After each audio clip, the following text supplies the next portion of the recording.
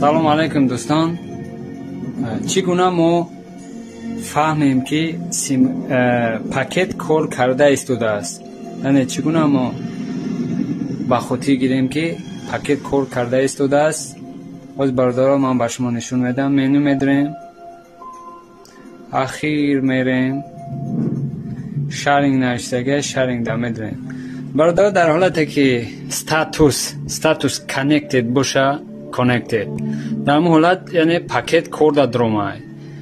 مثال ما نمیتونیم دیگه چیزا را بینواد گناهگار بروریم. برای برادرها در اون حالت کانکتد کشید علاقه پاکت کار کرده ایستاده است.